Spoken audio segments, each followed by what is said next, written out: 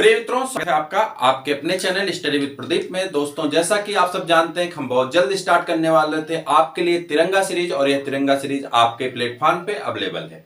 जिस सीरीज में हमने आपसे चर्चा किया था, हम लोग चर्चा करेंगे क्लास 9, 10, 11, 12 के एनसीईआरटी बायोलॉजी के सभी चैप्टर्स, और यह चैप्टर सभी 26 जनवरी तक के टारगेट रखे गए हैं।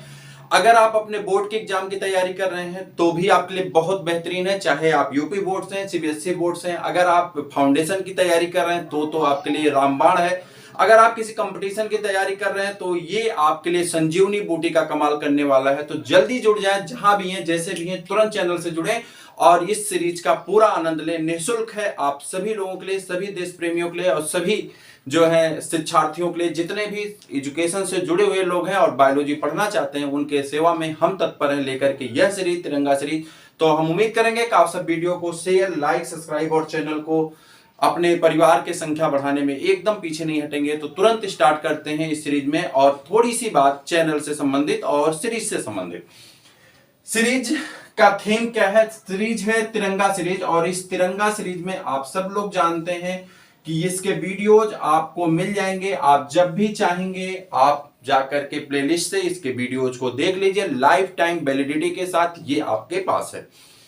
इसमें हम लोग शुरू करने वाले हैं class 9th, class 10th, class 11th, class 12th के सभी बायोलॉजी के चैप्टर्स। जो बायोलॉजी के चैप्टर्स हैं वह एनसीईआरटी के अकॉर्डिंग, जी हाँ, आप सही सुन रहे हैं, यानी एनसीईआरटी के अकॉर्डिंग आपके डेली 2 वीडियोज होंगे। एक वीडियो होंगे 9th 10th के और एक वीडियो होंगे 11th 12th के।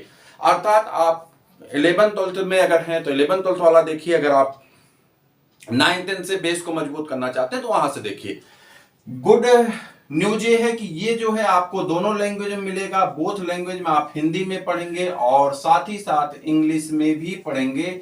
और साथ में एक पेन और पेपर अपने साथ रखिएगा, चीजों को नोट करते चलिएगा, एनसीईआरटी से मैच कराइएगा। अपने नोट्स में एक पेपर बना बना करके रखते जाइए। चाहे आप किसी भी स्कूल में, किसी भी कॉलेज में पढ़ते हैं, आपके लिए इंपॉर्टेंट मिलता जाएगा, फैक्ट पॉइंट्स होंगे। और आपको बता दें, सभी संडे को उसी चैप्टर से रिलेटेड, जिस चैप्टर को हम लोग पढ़ेंगे उसी चैप्टर से रिलेटेड बहुत से फैक्ट्स, क्वेश्चंस, मटेरियल्स, वो आपको सैटरडे की रात को आपके वीडियोज पे होंगे।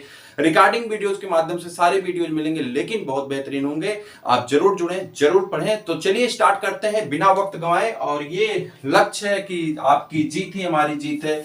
तो आपके जीत के लिए तत्पर चैनल हर वक्त रहा है और आज भी है, और हम नए थीम, नई चीजों के साथ आपके साथ जुड़ रहे हैं। तो उम्मीद कर रहे हैं कि आप सब लोग इसे समर्थन करेंगे और बहुत तेजी से आगे की दिशा में ले चलेंगे।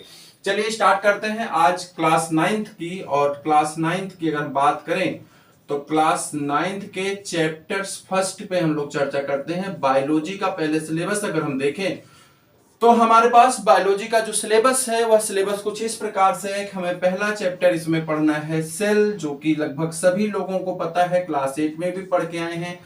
उसके बाद दूसरा चैप्टर सेल से ही बना हुआ टिश्यू पढ़ने वाले, इसे कहते हैं कोशिका, और इसकी अगर हम बात कर लें तो इसे कहा जाता है ऊतक।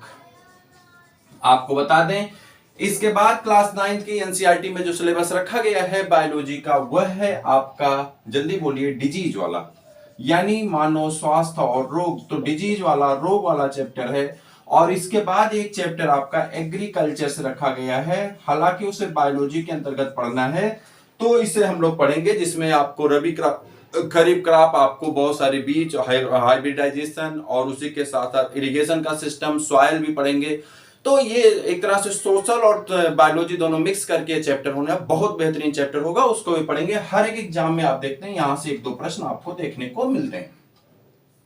तो स्टार्ट किया जाए, वीडियो को लाइक कर दीजिए। चलिए हम लोग शुरू करते हैं कोशिका की तरफ। और कोशिका के बारे में आप बहुत सारी चीजें जानते हैं, बहुत बार पढ़ चुके हैं, लेकिन एक बार नए अंदाज से, नई तरह से, नए बार पढ़ने का प्रयास करते हैं, कोशिश करते हैं कि वो चीजें जो छूट गई हैं आपकी नजरों से उसे भी कवर कर लिया जाए। ठीक है, चलिए स्टार्ट करते हैं। बोलिए कोशिका क्या होती है? बहुत छोटे से टॉपिक से शुरू करते हैं, थोड़ा बायोलॉजी के बारे में इंट्रो हो जाए तो थोड़ा बायोलॉजी पे भी एक नजर डाल लेते हैं। बायोलॉजी पढ़ रहे हैं तो बायोलॉजी का भी इंट्रो आवश्यक है ना।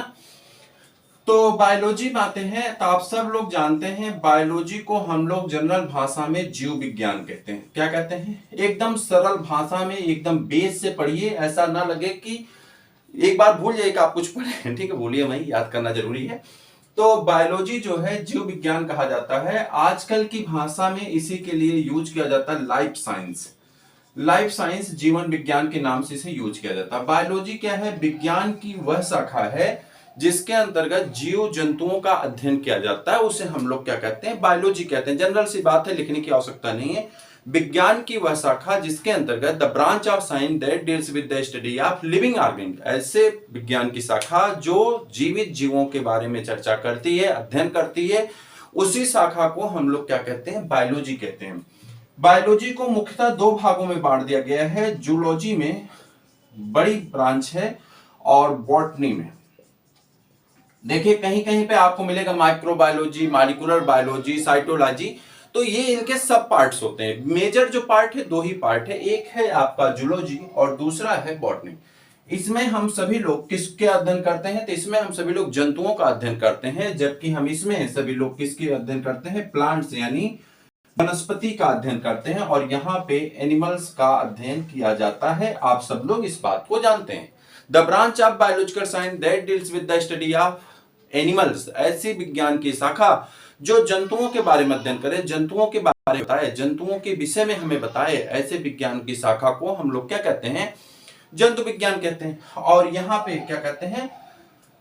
वनस्पति विज्ञान कहते हैं, जिसमें हम और प्लांट से संबंधित तत्वों के बारे में पढ़ते हैं, उसे वनस्पति विज्ञान के नाम से जाना जाता है। That's it. बहुत आसान सी भाषा में इसे समझ सकते हैं।